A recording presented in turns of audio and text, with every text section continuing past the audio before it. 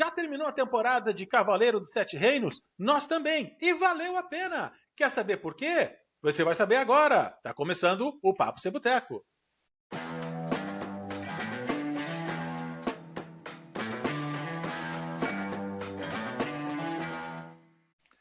Voltamos! E esse é o episódio 85 de Papo Sem Boteco. Opiniões firmes de pessoas que não têm certeza de quase nada. E hoje estou acompanhado do Dodo. The winter is coming, dear boteconalista. Salve, salve, boteconautas. Sim, eu estava sumido, mas eu estava na muralha. Por isso fiquei um tempo junto da guarda da noite. Agora voltei para, junto de todos os meus companheiros, não só o Nado, mas vocês que nos acompanham, nós falarmos dessa série maravilhosa que é o Cavaleiro dos Sete Reinos. Vem com a gente, vamos desbravar os 7 mistérios e muitos outros que essa série tem para nos mostrar. Atenção, este episódio contém spoilers de O Cavaleiro dos Sete Reinos e também de A Casa do Dragão, caso você não tenha visto. Game of Thrones não vale porque tem mais de 10 anos, aí não é spoiler. Começando dando uma visão geral da série, eu quero dizer o seguinte. Como muita gente que estava apaixonada por Game of Thrones chegou naquele ano que estava a última temporada, aliás, está fazendo 10 anos, agora 26, faz 10 anos que terminou a série.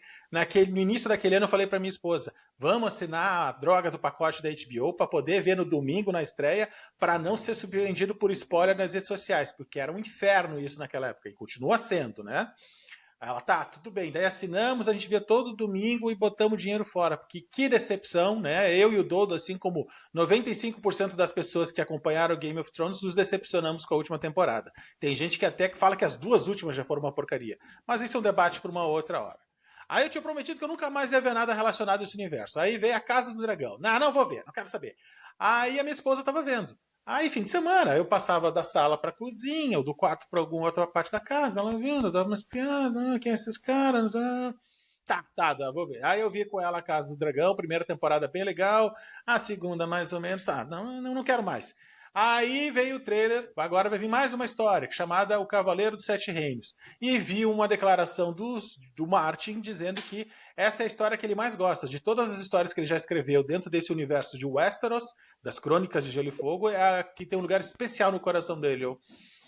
Vamos dar uma chance pra essa droga. E, putz, gostei bastante, cara.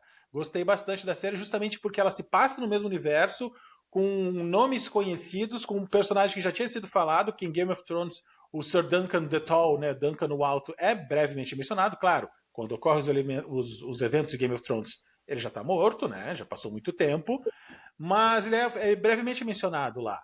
E também em Game of Thrones tem o Maester lá da Patrulha da Noite, o Maester Aemond, que fala brevemente que ele era um Targaryen, ele poderia ter sido o rei, mas ele abdicou, porque ele já estava na Cidadela treinando para ser Maester, ele era da Patrulha da Noite e tal. Conta a história, o meu pai Maker era o rei, depois dele reinou o meu irmão Egg de Aegon, né? Então já tinha essas conexões, algumas coisas que a gente já sabia, mas mesmo tendo essas conexões, ela é diferente.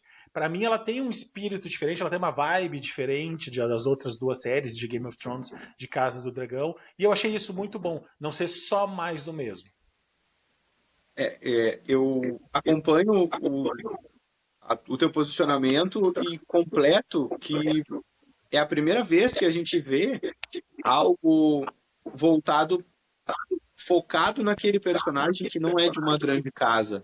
Ele é um cavaleiro errante, um cavaleiro andante, ou como vocês queiram chamar, que vem de um lugar quase não conhecido e que acaba esbarrando, seja por coincidência ou por determinação dele mesmo, ou o acaso, ou o destino, em grandes feitos, né? Como a gente tem referências depois no Game of Thrones, ou, né, a gente pode fazer referência com a Casa do Dragão, mas assim, é o primeiro momento onde a gente está focado na história de um cavaleiro. E talvez um cavaleiro improvável, que acabou se tornando, ao meu ver, de quem assistiu todas as séries relacionadas a isso, um dos maiores, né, do seu tempo. Acho que não o maior, mas um dos maiores, e um cara que com certeza ficou marcado na história e depois a gente vê eternizado lá no livro da Guarda Real, né? É o livro dos irmãos. Livro dos Irmãos, muito obrigado. né, com 4 ou 5 páginas, com os seus feitos ali. Então eu concordo e acho que é uma série muito boa. A gente vê algumas gotas e pinceladas e referências às grandes casas, porque tem esse momento político, mas ele é um momento, até onde eu vi, pós estruturação ali da casa Targaryen, e é um período de curta, entre aspas, paz, mas já sem os dragões. Então eles são aquela primeira ou segunda geração que começa a tentar trazer ele de volta, mas à medida em que a gente foca na história do Sir Dunk, o Alto, né? E ali com o Egg, como a série chama, né? O Egg Targaryen também. E eu achei legal também, só para trazer essa referência, né? Que o jeito que ele achou de se esconder, não foi a primeira vez que isso aconteceu, e que a gente viu isso, a gente já viu isso em outros momentos, foi raspar a cabeça, porque a característica mais comum deles, né, é o cabelo branco. Então, mas assim, não só esses fatores de referência, mas toda a série como um todo até o momento, o que a gente viu, porque ainda vem mais coisas por aí. Eu achei uma série bem boa e, para mim, eu gosto de ver. A única preocupação que fica é como isso vai terminar, ou em quantas temporadas isso vai terminar, porque a gente tem um trauma de fim de série que o Game of Thrones deixou no fim da série, né? Mas eu, assim como você, estou ansioso para ver o que ainda vem por aí. Bem lembrado essa questão do raspar o cabelo, porque, por exemplo, em A Casa do Dragão, a gente tem um personagem, não vou dar toda a informação, só vou dar brevemente a informação, que é um bastardo, né, de um grande lord lá daquelas casas, que tinha essa característica do cabelo platinado, né, ao natural, né, um loiro quase branco, e aí ele raspa para esconder, porque ele não quer que saibam que ele é o bastardo daquele grande lord daquela grande casa, né? E em relação à linha do tempo, né? Então, os anos são contados nesse universo fictício de Game of Thrones, né? No mundo de Westeros, a partir da conquista. Qual conquista? A partir de Aegon, o Conquistador, atravessando o Mar Estreito, o Narrow Sea, né? E dominando Westeros. Então, datas importantes. No ano 129 após a conquista, se passa as histórias que a gente verá na terceira temporada de A Casa do Dragão. Depois, no ano de 153 após a conquista, é o ano da morte do último dragão. Então a gente viu isso em Cavaleiro dos Sete Reinos, não tem mais dragões nesse universo. Eles morreram no ano 153. No ano 187 ocorre a formação dos Sete Reinos. A história contada nessa primeira temporada de O Cavaleiro dos Sete Reinos se passa no ano 209. No ano 259 inicia o reinado do Rei Louco, o Rei Aerys. Em 282 ocorre a rebelião do Robert Baratheon. E no ano de 298, após a conquista, é que se passam as histórias, ou começam as histórias contadas na série Game of Thrones. Então, falando um pouquinho sobre o tom da série, eu já tenho uma pincelada nas minhas considerações iniciais. Eu achei legal que ela não é tão séria, não tem tanto aquelas tramas pro poder, fulano tá brigando com não sei quem, precisa do auxiliado da casa poderosa, os exércitos vão para lá, vai ter uma batalha gigantesca. Então é legal, é naquele mesmo universo, mas não tem o mesmo tipo de tensão, de guerra, de estratégia, né? É parecido, mas não é idêntico, né? O legal também, justamente, acho que o fato de acompanhar aquele cavaleiro, aquele personagem, né? Tem pouquíssimo, tanto é que tem poucas cenas que não tem o Sir Duncan em cena. São muito, muito poucas. E isso é legal também. Então é o ponto de vista daqui. Não tem um monte de núcleo. Tem o núcleo no norte, tem o núcleo em King's Landing, tem o núcleo no sul, tem Dorne, tem não sei o que, tem as Iron Islands. Não, não, não. Foca naquele personagem. Um pouquinho mais contido, mais fechadinho. De novo, é legal, é bom, né? Tem uma abordagem diferente dentro desse universo. E claro, com alguns nomes conhecidos, né? Os Targaryen, aparece ali o Lionel Baratheon, tem uma participação bem importante nessa temporada, né? Então, isso é um dos pontos que eu achei bem legal dessa série. E traz também a improbabilidade desse cavaleiro, mas também a gente tem um outro olhar, que é o olhar da visão cavaleiresca da coisa, o olhar da cavalaria, que é o que existia ali. Porque o foco acaba sendo a postura dele, enquanto pessoa, que o agir dele, o próprio Dunk, é um cavaleiro, ele age como um cavaleiro. né? Uhum. Em uma determinada cena específica, ele questiona se não existiam cavaleiros do jeito como ele imaginava, né? Pessoas com aquela vontade de fazer o que é certo do jeito que ele foi ensinado. Então a Uhum. série traz essa ruptura das grandes batalhas e dos grandes enigmas políticos e Uhum. passa mais por um contato direto entre o cavaleiro, a vida que esse cavaleiro leva e o que esse cavaleiro busca. Pois o próprio Dunk não busca poder, ele não tem uma sede de poder. Ele tem uma vontade De de ser uma boa servir pessoa. e de Isso. buscar algum nobre ou líder político digno dos atos e de um cavaleiro como ele, né? Então, a série traz esses diálogos políticos, sim, os grandes problemas, sim, mas sem perder o foco, que é a construção desse personagem, e não só do Duncan, mas também do Egg, pois é o seu escudeiro, né? E como esse olhar de um nobre que serve alguém que não veio de berço nobre vai impactar depois lá na frente, quando este escudeiro vira a se tornar um rei. Também tão improvável quanto o cavaleiro a quem ele serviu. Isso. Então, para mim, é uma das partes que a série mais foi feliz em ressaltar. Hum. E o Aegon, depois, quando se torna rei, e depois de sua morte, ele é conhecido como Aegon no Improvável, se não me falha a memória. Por quê? Porque ele era o quarto filho de um quarto filho. Então, nessa série, nós somos apresentados, a gente conhece o pai dele, o Maker, e o irmão, o Baelor. Os dois são filhos do atual rei que se chama Darion. Baelor é o mais velho, inclusive ele leva, quem observou viu que ele leva o emblema do mão, né, do Lord Hand, ele é a mão do rei, seu pai. O segundo e o terceiro filhos do rei Darion já morreram, não interessa como ou quando, e o Maker é o quarto filho, quer dizer, ele seria o quarto linha de sucessão, então já seria improvável ele se tornar rei, que ele vai se tornar porque os outros três irmãos morreram. E o Aegon é o quarto filho do Maker. Então, porque o mais velho é o Darion, o segundo é o Aerion, o terceiro é o Aemond, que vai virar o mestre da Patrulha da Noite em Game of Thrones, e o quarto é o Aegon, que vai ser o Aegon V. Ver essa construção na série e o quão fiel vários diálogos, várias cenas se mantém dos livros para a série, embora o que se conte e o que nós sabemos hoje é que por exemplo, o Game of Thrones vai até a sexta temporada, fiel aos livros. Aqui, no Cavaleiro dos Sete Reinos, a gente já tem mais fiel ainda. E a Casa do Dragão também segue fiel aos livros e buscando ali mostrar a história, não só da Rhaenyra, mas de vários outros personagens muito importantes para a construção depois. Porque, embora a gente acredite que não vai ter essa referência, o que se vê de feitos e de efeitos lá na Casa do Dragão vai refletir lá no Game of Thrones.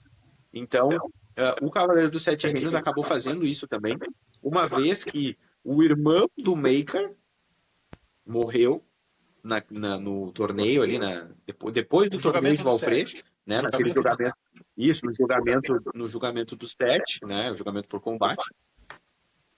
Todos os cavaleiros ali, alguns morreram, outros não, mas ele foi um deles. E o que acabou gerando aquela improbabilidade do Maker virar rei, acabou virando, embora depois lá no Game of Thrones a gente veja que o Aemon disse que foi a penitência do pai, né? Uhum. Acabar sendo rei. Porque talvez nem ele próprio não desejasse esse poder. Provavelmente não. Mas a dinastia Targaryen ainda vivia seus bons anos, sem os dragões, mas ainda no poder. Então, sem sofrer rebeliões ou revoltas ou envenenamentos e por aí vai, políticos ou de outras casas. Então, nesse ponto, o Cavaleiro dos Sete Reinos ele é uma série feliz em nos trazer a relação desses nobres que não parecem, pelo menos ao meu ver, e até o momento que a série apresentou para nós, tão tiranos.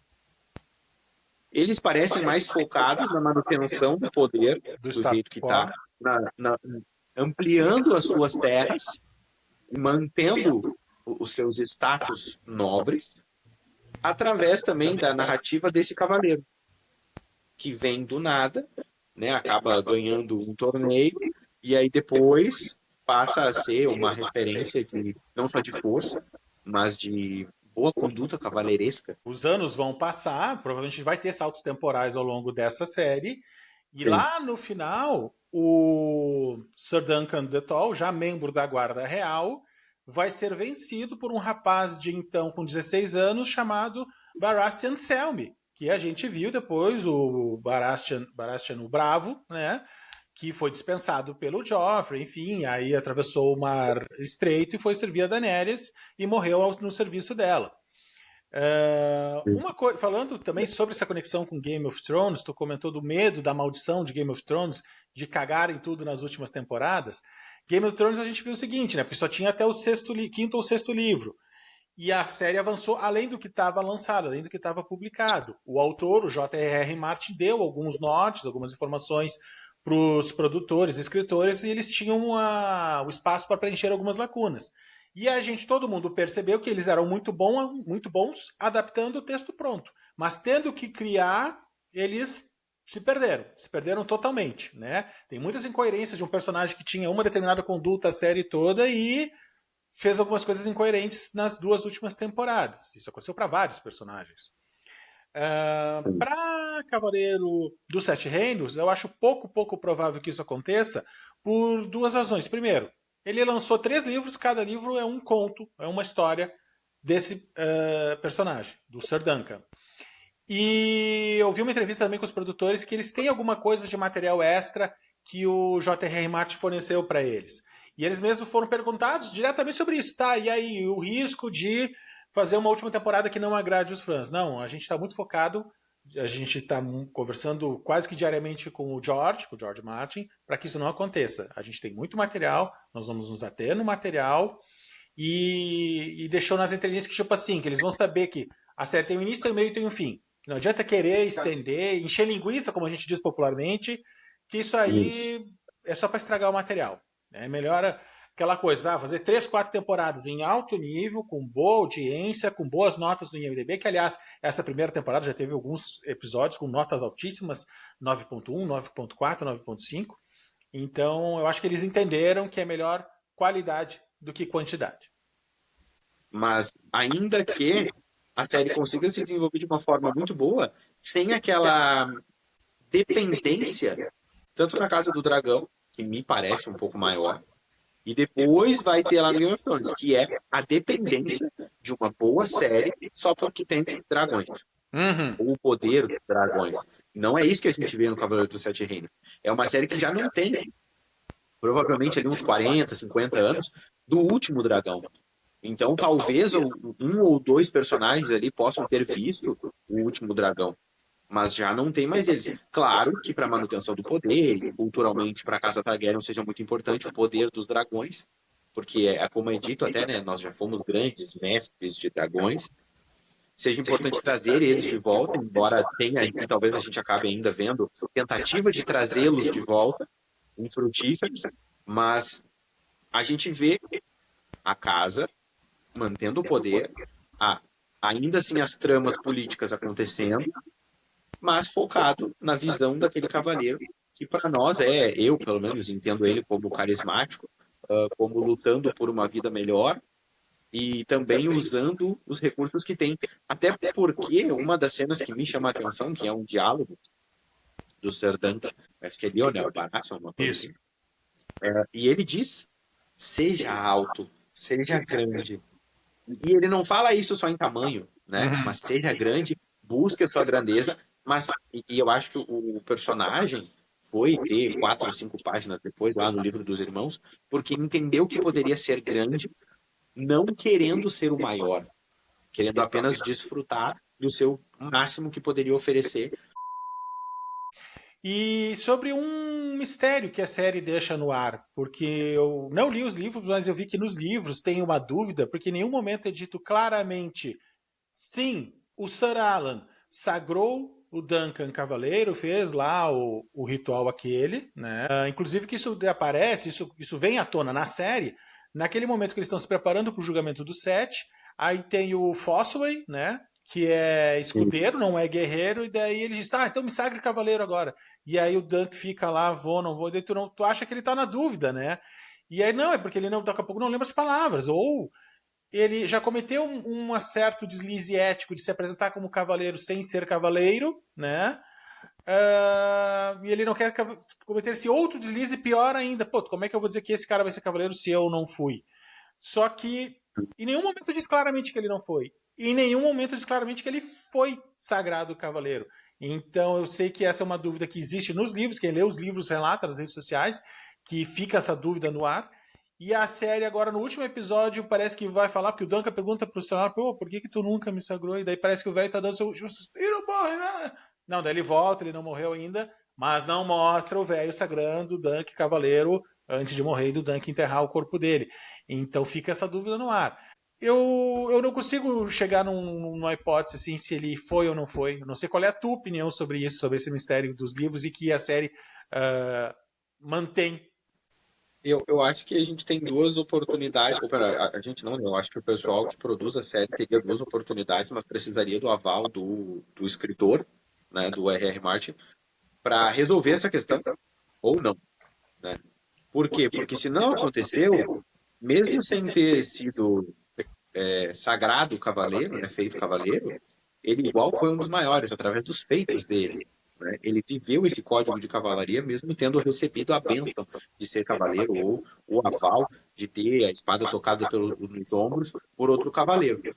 Ou a série tem a oportunidade de consertar isso, mostrando essa cena, mas assim, já no que nem tu falou, já no fim de vida, porque o início da série é ele de luto pela perda do mestre, né? Então, já não mostra. A série já começa depois, né? Aí depois mostra ele lá fazendo um monte de dívida para ir pro torneio, aí depois se desfaz do cavalo, tem o cavalo de volta, que também ele mantém essa coisa do eu preciso fazer o que é necessário, mas respeitando a minha honra, entendendo que o que ele tem para oferecer é ele, os atos dele, a honra. Então, uma das coisas que me chama a atenção também, e eu acho que faria sentido mostrar ele sendo feito cavaleiro, constituído, intitulado cavaleiro, é porque ele não.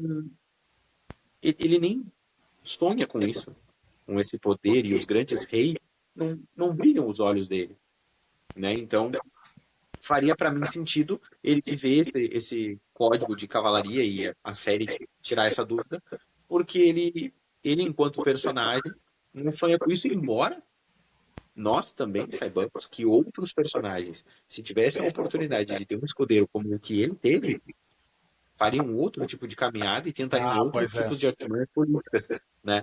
Embora, claro, esse não é o foco da série, mas a conduta dele, ele como personagem, ele enquanto nobre no sentido das ações, para mim faria total sentido se a série resolvesse esse problema e dizer assim, não, olha só, aconteceu assim, aconteceu daquele jeito. Claro, se não acontecer, a gente vai seguir com essa dúvida, assim como todos, inclusive os que leram os livros, têm. Eu não acho que tira o brilho da série, Não. mas acho que seria uma oportunidade boa de resolver isso. E acho que um dos grandes pontos dessa série foi no casting, né? Na escolha dos atores e no que eles entregaram em cena, nas atuações que foram fenomenais, assim, sabe? Que tu vê emoção mesmo. Tu realmente vê Sim. medo, tu realmente vê inocência, principalmente do ator que faz o Sandunk. O gurizinho que faz o Egg é maravilhoso. Tem uma cena agora, no último episódio, que ele entra no Sim. quarto do irmão do Arion, que está ferido depois lá do julgamento do Sete, Isso. e foi o que provocou, foi o que denunciou o Sir Duncan, e por isso teve aquela batalha que ele considera que era desnecessária, e o Baelor Isso. morreu, e tu ficou um monte de gente machucado, e outros dois cavaleiros que estavam no lado do Duncan morreram, né? Então ele entra no quarto do Arion, o Arion tá dormindo, tá na cama, ele entra com uma faca, tipo assim, com a clara intenção de matar o irmão, e aí a gente não sabe se ele ia cometer o ato ou não, porque ele não viu que o pai está ali sentado cuidando do filho, zelando, né, pelo sono do filho, pela recuperação do filho, e não tem diálogo nenhum. O Maker olha para o Egg olha para o Maker levanta, ele não muda tanto a feição, ele não faz uma cara de brabo ou indignado, ou decepcionado, nada. Ele faz até uma cara de, tá, eu te entendo, né? Eu te entendo o que tu tá passando, o que tu tá sentindo. o guri a gente só ouve o barulho da faca caindo no chão, né? E o gurizinho começa a chorar, e aí ele abraça o pai abraça ele. Cara, uma cena muito rápida, muito simples, mas muito poderosa e muito bem feita. Sim. Acho que também isso mostra, não só para quem entende, mas para quem assiste, que muitas vezes a construção e o impacto de uma atuação não precisa às vezes nem ser falado. Uhum. Então, assim, são recursos teatrais muito bons, que é a surpresa dele, em ver que no momento em que ele cedia à vontade dele, mas ao mesmo tempo sofria com aquela decisão, ele assiste o pai zelando pelo irmão, mas não repreendendo ele, acolhendo ele e dizendo, eu entendo, entre aspas, né, dizendo sem dizer, eu entendo a tua dor, mas é a família. E talvez possa até ser, o que em outros momentos foi referenciado, como a maldição dos Targaryen. Que Uhum. eles sempre acabam. Porque o que se diz é que o que destruiu os Targaryen foram os próprios Targaryen. Sim, Então, com os incestos, né? e aquele momento aonde ele mostra que ele claramente não pode ser tido como o pior rei, nem como o pior pai, e Uhum. até para o ator, né, para o ator que interpreta ali o Egg, eu acho muito legal porque ele é muito novo no quesito de idade, então já coloca ele ali como não digo um prodígio, mas como um ator que com certeza vai muito longe Que a gente em tem que suas ficar de atuações, em olho. seus trabalhos, né? Então assim, e tu vê nas entrevistas Uhum. depois que a dinâmica dele com o ator que faz o Dunk é muito boa, é uma Muito. sintonia muito legal, é uma parceria, né? Então assim, eu enquanto pessoa Espectador. que assiste, que aprecia, eu acho muito legal, não só esse personagem, mas o personagem também do Baratheon ali, os outros personagens que têm mais tempo de tela, muito bons. Né? Até a própria construção do irmão dele, que a gente não gosta porque ele é arrogante, porque ele é o típico príncipe Targaryen, mas é um bom Uhum. ator que faz a gente sentir esse desgosto, assim como depois nós vamos ver lá no Joffrey, em Game of Todo Thrones. ator, Eu não gostei. todo ator que Claro, faz tu sentir ódio dele é porque o cara fez direito. Ele é um tinha um bom bom ator, texto, exatamente. A ele gente tinha vê um isso bom lá no texto Joffrey. e entregou uma boa atuação. Perfeito. Exatamente, a gente vê isso. Eu, enquanto espectador, eu gostei muito da escolha do elenco. Acho que ela foi uma feliz escolha. E para as próximas temporadas, que também daqui a pouco vem novos personagens, espero que continue assim. Assim como a Casa do Dragão. Também acho que fez uma boa escolha de elenco. Sim. Assim como Game of Thrones também acho que fez uma boa escolha de elenco. Esse é um ponto que a série toda, como um todo, faz uma boa escolha, né? Eu gosto muito e espero, pelo menos, que continue assim para as próximas temporadas das duas séries que ainda estão por vir. E mais um toquezinho sobre a atuação, o ator que faz o Maker, né, o pai do Egg, tu vê que ele é uma atuação, é um perfil antes da morte do Baylor e outro depois da morte do Baylor. Ele realmente está carregando aquele peso de que foi o golpe dele de que matou o irmão, né? Que ele não queria que isso acontecesse, ele nem viu, tipo assim, ele sente que vai vir um ataque, né? E aí contra-ataque, depois que a massa já acertou na cabeça que ele vê, ih, cacete, era o meu irmão, né? Era o Baylor. Então, me pareceu uma boa, muito boa atuação também. Assim, o peso na expressão, na voz, a gente fala, porque ele antes ele tava nem aí, era fuck this, fuck that, né? Ele tava, que saco tá nesse lugar aqui, todo saco cheio, esse torneio, que saco, né? E aí depois ele muda de postura, ele baixa a bola, ele sente o peso das ações do que aconteceu naqueles dias anteriores. Exatamente. Acho que, para mim, no geral, assim, é um bom elenco, é uma boa atuação e é uma série que vale a pena ser assistida, com certeza. Já assim, em termos de veredito, me surpreendeu. Eu não esperava nada, e assim, fui pego de surpresa. Principalmente assim, o auge é em episódio 4 e 5. É uma série curtinha, são 6 episódios. O sexto Isso. estreou agora domingo à meia-noite, então estamos gravando, não tem nem 24 horas ainda que o episódio final estreou. Esse episódio final foi mais fraquinho, não teve tantas emoções, não teve tanta batalha e tal. Ele foi mais morno, mas ele fechou alguns pontos, algumas linhas narrativas importantes que precisavam ser fechadas. Mas Sim, principalmente ali. O primeiro episódio eu achei mais ou menos. Se você tá em dúvida, viu o primeiro episódio, beleza, passa pelo continua. primeiro. A partir do segundo episódio, a série vai numa crescente muito, assim, exponencial, com o auge ali nos episódios 4 e 5, né? Principalmente quando o Baylor chega lá, eu vou tomar o lado, eu vou completar o time do Duncan, nossa! E aí e eles complementam, né? A cereja em cima do bolo começa a tocar ali a trilha tema de Game of Thrones. Putz, cara, sensacional. Absoluto, né? Absoluto streaming.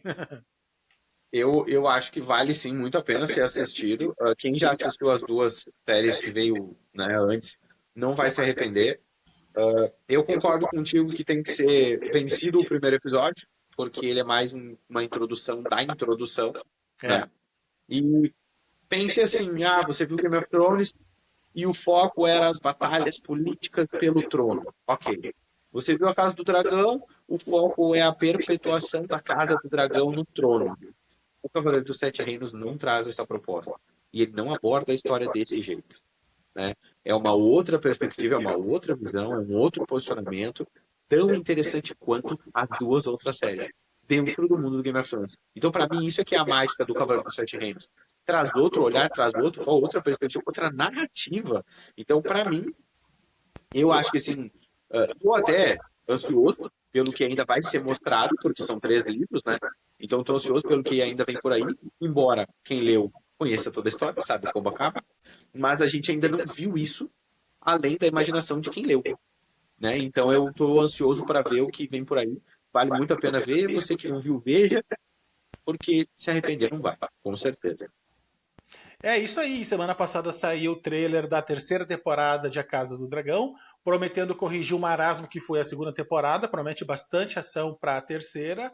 Tô bem empolgado. Não sei se a terceira vai ser a última, se ainda vai ter uma quarta, mas enfim, estamos nos encaminhando para o fim e tô bem empolgado para ver, porque eu, como não li os livros, eu não fui atrás. A gente sabe que todos esses personagens vão morrer, mas a gente não sabe em que momento, quem vai lutar com quem vai realmente vai vencer, né? Uma outra informação a gente tem, mas e no meio do caminho, como é que se chegou nesse desfecho? Curti o trailer da terceira temporada, estreia em junho desse ano, tô com boas expectativas. Tô ansioso para ver essa terceira temporada. Eu acompanho a tua colocação, acho que vai melhorar. A primeira temporada foi um golpe feliz. A segunda não foi tão boa, mas não foi ruim. Isso. Então agora eu acho que na terceira eles vêm, assim, tá, a gente já viu como é que começou, a gente já viu o que deu certo e o que não deu.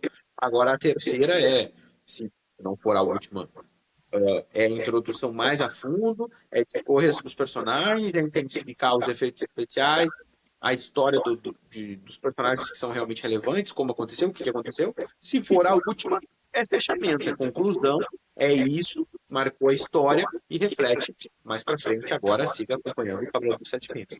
Então, que também chama o público a visitar os livros, né? Não adianta. Eu, que gosto de ler, tenho vontade de ler todos os livros do J.R.R. Martin, embora sejam livros grandes, mas acaba também a série gerando a curiosidade do que faltou na série, fazendo com que a gente vá para os livros. Então, eu acho muito bom e tenho certeza que o que vem pela frente vai ser melhor do que o que a gente já tem.